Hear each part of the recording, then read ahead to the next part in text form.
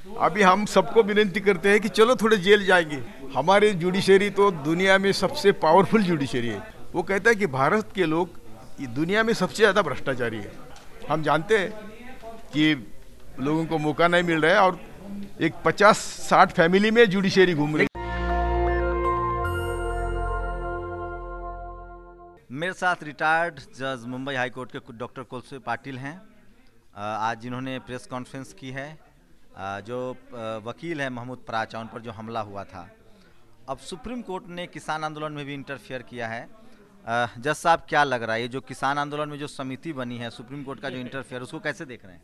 मैं तो कल से ताज्जुब कर रहा हूँ। मैं तो सुप्रीम कोर्ट को हमारे माता पिता ईश्वर के समान समझता हूँ। मैं उनको एक सीधी बात कि जो ये तीनों कानूनों को ये 4 लोग विरोध करते हैं, देश को मालूम है, सबको मालूम है, और उनकी समिति आप अपॉइंट करते हैं, तो किनके लिए काम कर रहे हैं आप? ये जस्टिस देने की बात हुई क्या? ये तो इन्होंने आर्टिकल लिखे हैं और वही कमेटी, तो कमेटी के लिए दूसरे लोग मिले नहीं। ये जो बात आप कह रहे हैं, ये क्या कंटेम्प्ट ऑफ कोर्ट में आएगा? क्योंकि एक डर बना रहता है कि आप अभी हम सबको विनती करते हैं कि चलो थोड़े जेल जाएंगे। कंटेम्प्ट करने की तो सवाल नहीं, इसमें क्या कंटेम्प्ट है? जो हुआ है, जो जिन्होंने लिखा है ये कानून के समर्थन में, और उनके वो कानून की समीक्षा करने के लिए इनकी कमेटी, ये 4 लोग मिले देश भर में, तो इसमें कंटेम्प्ट क्या है? ये वस्तुस्थिति है जो हम बोल रहे हैं।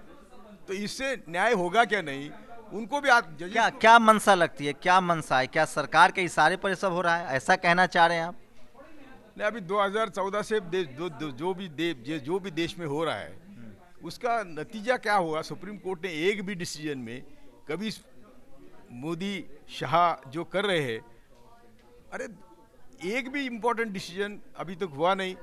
370 हो, CA NRC हो, किसानों के कानून हो, ऑन द कंट्री मुझे लगता था कि सुप्रीम कोर्ट सुमोटो वो जो दिहाड़ी लेबर चल रहे हैं उसके लिए एक्शन लेंगे। क्या होता है, आप जज रहे हैं, क्या सरकार का दबाव होता है? जो भी सरकार होती है उसका दबाव होता है जजों पर? अरे यार, जज तो हमारे जुडिशरी तो दुनिया में सबसे पावरफुल जुडिशरी है।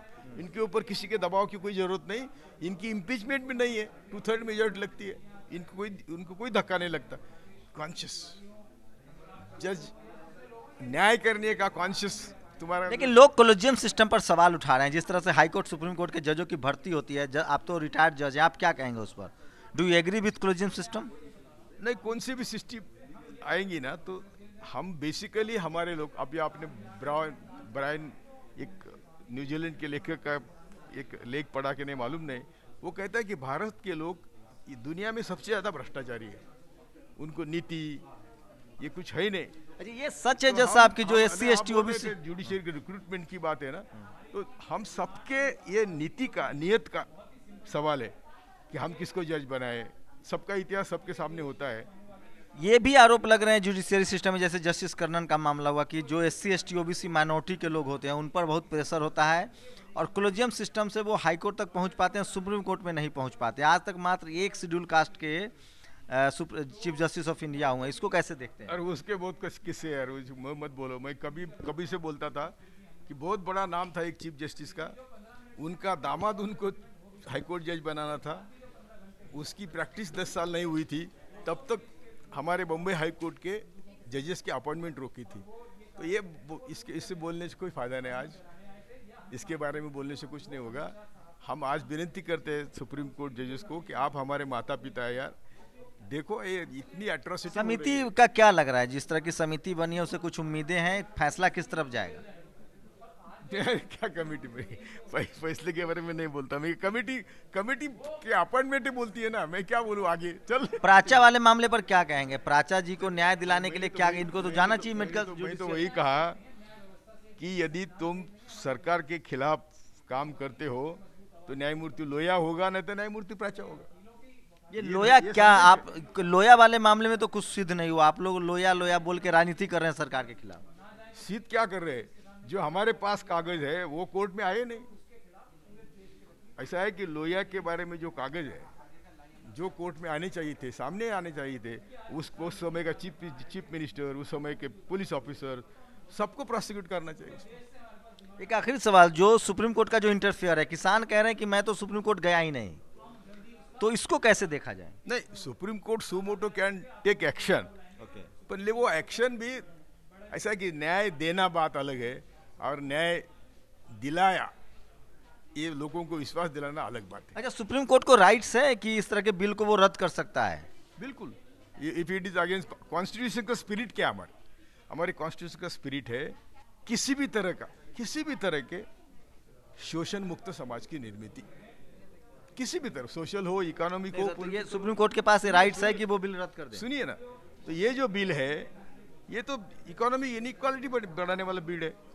यदि गोडाउन अंबानी अदानी भरेंगे तो वो क्या हमारी सेवा करेंगे? अनाज तो हमें मुनाफे पे देंगे ना। तो मैं तो कहता हूँ ये किसानों का आंदोलन नहीं है, जो अनाज खाता है उन सबका आंदोलन ही है।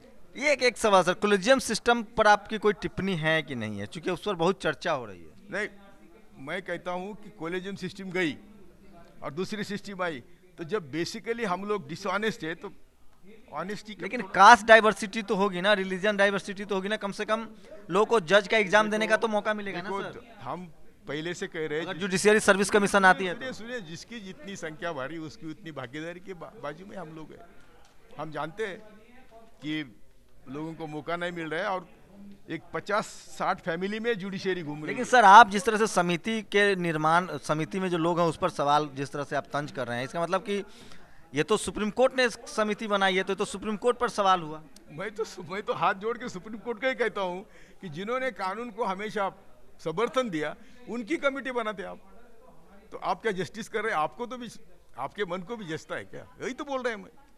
तो देखिए, ये थे रिटायर्ड जज कोलसे पाटिल, जो कमीशन, जो समिति बनी है किसान आंदोलन पर, उसको लेकर सवाल उठा रहे हैं कि समिति जो बनी है उसमें जो लोग हैं उनकी ट्रांसपेरेंसी, उनकी ईमानदारी पर उनको शक है। कैमरामैन आशीष के साथ शंभू कुमार सिंह, नेशनल दस्तक, दिल्ली।